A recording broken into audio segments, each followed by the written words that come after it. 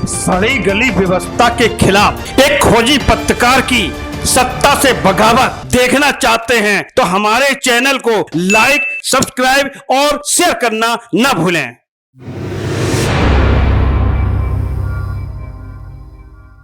देश की सियासत भी अजीब है।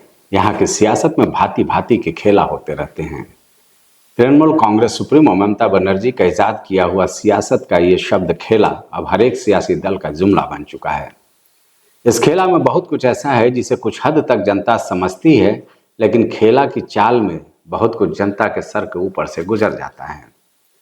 मसलन 2 जून रोजी रोटी की तलाश में जुटे देश की आबादी का एक बड़ा हिस्सा को क्या मतलब है कि महाराष्ट्र में जो कब्र है उसमें क्रूर औरंगजेब शासक का शव दफन है, या उसको लेकर जो सियासी मायने हैं, उसको लेकर जो सियासत हो रही है। रोजी रोजगार के लिए भटक रहे करोड़ों युवाओं को भला क्या मतलब उस खेला का जिसे सियासत में खेला जा रहा है कि संभल मस्जिद में तथाकथित भगवान विष्णु का कल की अवतार होने वाला है, या फिर अपने फसलों के बकाये भुगतान के लिए परेशान अन्नदाताओं को उस खेला से क्या लेना देना जो सियासत में हिंदुत्व बनाम मुसलमान के नाम पर खेला जा रहा है।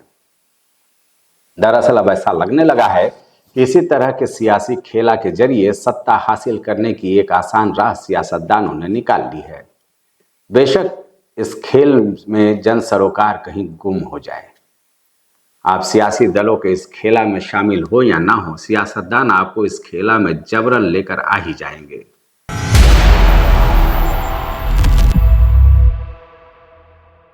नमस्कार दोस्तों, मैं हूं संजय राजन, लेकर आया हूं आपके लिए मुद्दे की बात राजन के साथ।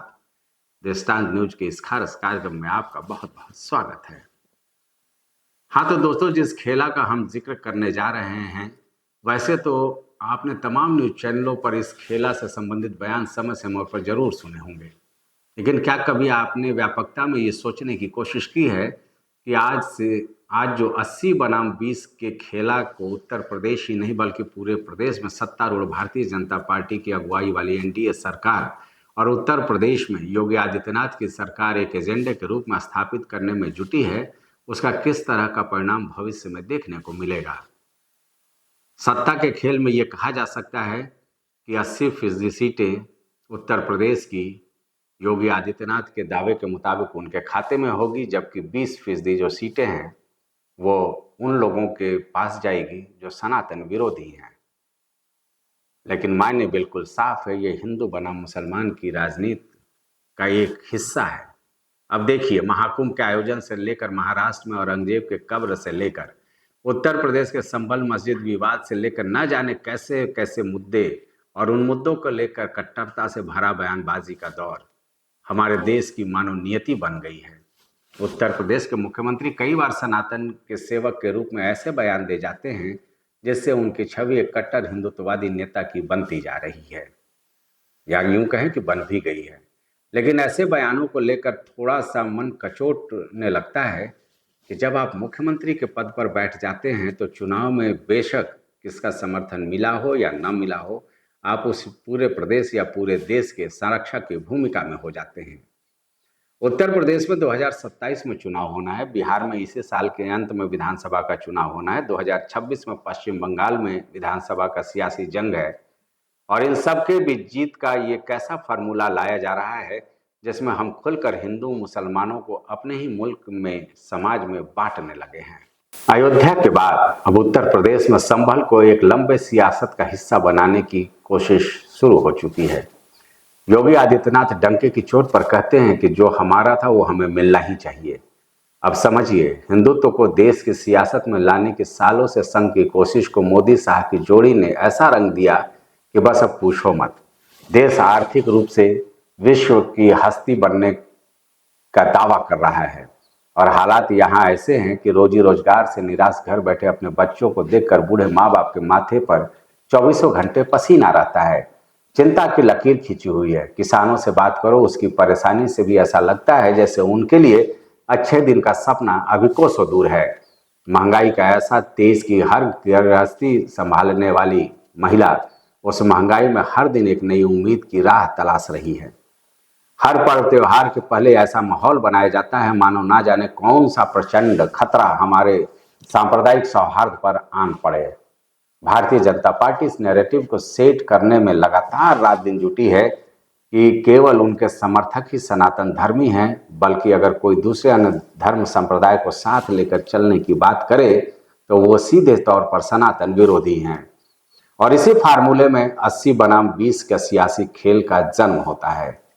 एक बड़े फिलोसफर ने कहा था कि धर्म का नशा अफीम से भी ज्यादा खतरनाक है। वाकई ये बात आज सच साबित होती नजर आती है। धर्म के उन्माद में शामिल उन युवाओं को देखकर मेरे दिमाग में एक बात जरूर कौंधती है कि क्या इन युवाओं को कभी इस बात की चिंता रहती होगी कि जिस धर्मांधता के खेल में इन्हें लगाया जा रहा है उससे उन्हें क्या हासिल होने वाला है। सत्ता पाने वाले तो गद्दी पर काबिज हो जाएंगे, लेकिन चाहे हिंदू हो, मुसलमान हो, सिख हो या ईसाई हो, इन धर्मों से जुड़े युवाओं का क्या ऐसे सियासी खेल से कोई अस्थायी रोजगार मिलने वाला है? क्या उनका अस्थायी समाधान होने वाला है जिससे उनकी जीवनचर्या सामान्य हो सके, एक बेहतर जीवन जी सकें? क्या बेरोजगारी का दौर ऐसे सियासी खेलों से समाप्त होने वाला है? लेकिन जब आप उनसे बात करेंगे तो मानो उनके दिमाग में धर्म का नशा इस कदर घुस चुका है कि शायद सवाल पूछने वाले की ही सामत ना आ जाए। योगी आदित्यनाथ ने भी दावा कर दिया है कि देश की करीब 140 करोड़ की आबादी में 110 करोड़ सनातनी हैं और इनमें से आधे से ज्यादा महाकुंभ पहुंचकर सनातन की ताकत दिखा चुके हैं। महाकुंभ जाने वालों में तो समाजवादी पार्टी सुप्रीमो अखिलेश यादव से लेकर हिमाचल के कांग्रेस मुख्यमंत्री सुक्खू तक शामिल रहे। तो क्या इन्हें भी सनातनियों की भारतीय जनता पार्टी की सूची में जगह मिलेगी क्या? सवाल तो उठेगा ना। भाई साहब, विचित्र खेला का दौर है।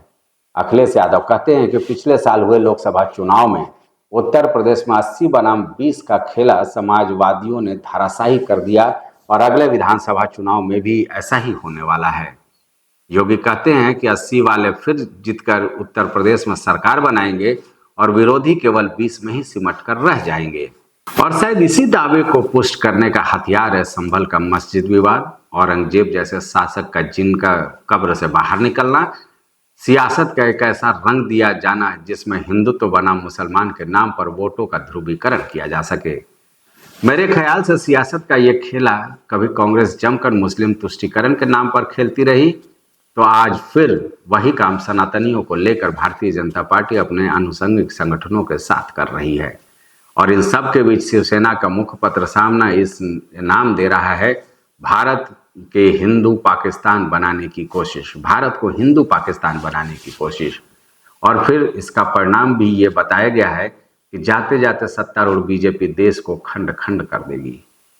तर्क अपने अपने हो सकते हैं, कुछ बातों पर हो सकता है कि आप हमसे सहमत हों या फिर कई बातें ऐसी होंगी जिस पर आपकी सहमति है। ये तो मैं बार बार कहूँगा कि सियासत का ये गंदा खेल चाहे जो कर रहा है उसे बंद होना ही चाहिए। मुद्दों की राजनीति के जरिए सत्ता हासिल करने वाले हमेशा जन सरोकार के करीब पाए जाते हैं। आज विकसित देश होने का हम सपना देख रहे हैं, लेकिन हम ये समझना होगा कि उस लक्ष्य तक पहुंचने का रास्ता सियासत के 80 बनाम 20 वाले खेल के जरिए नहीं जाता है। मुफ्त की रेवड़ी कभी अस्थायी विकास का जरिया नहीं बन सकती। समाज के सौहार्द से देश में विकास पुष्ट होता है। बहरहाल 80 बनाम 20 का ये खेला ऐसा है कि शायद ही कोई मुद्दा भारतीय जनता पार्टी के नेताओं की निगाह से बचे। छोटे से छोटे मुद्दे आते हैं, कोई ऐसा विवाद होना चाहिए जिसमें हिंदू वर्सेस मुसलमान किया जा सके, तो भारतीय जनता पार्टी के नेता और उनका जो आनुषंगिक संगठन है उसे तुरंत लपकने में कोई विलंब नहीं करते। चलिए, खेला का भांति भांति रूप हमें आने वाले दिनों में और देखने को मिलेगा। इसी साल के अंत में, जैसा कि मैंने पहले ही बताया है, कि बिहार में चुनाव होना है। उसके बाद 2026 में बारी है पश्चिम बंगाल की, वहाँ विधानसभा चुनाव है।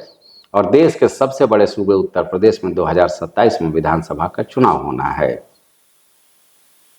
नेता चाहे जो भी कोशिश कर ले, लेकिन हम आपको आगाह करने आते रहेंगे कि ये जो चुनाव हैं इसको कभी भी 80 बनाम 20 या सांप्रदायिकता का चोला न पहनने दे। बेहतर होगा सरकार आपकी होगी, आपके लिए काम करे, तो शायद जो सपना आप देखते हैं सरकारों से वो पूरा हो सकेगा। तो दोस्तों इस वीडियो में इतना ही। अगर आपको हमारा ये वीडियो पसंद आया हो तो निश्चित तौर पर आप इसे लाइक और शेयर करना ना भूलें, और दृष्टांत न्यूज के साथ जुड़ना अगर आप चाहते हैं तो इसे सब्सक्राइब भी कर लेंगे तो बेहतर होगा। और हाँ, मैं बार बार ये अनुरोध करता हूँ कि आपका जो भी कमेंट हो, चाहे वो सकारात्मक हो या नकारात्मक हो, आप इस वीडियो के कमेंट बॉक्स में जाकर के लिखें, जिससे कि अन्य दर्शक भी उसे पढ़ सकें, उसको समझ सकें और उन सुझावों पर हम भी अमल लाने की कोशिश कर सकें। नमस्कार।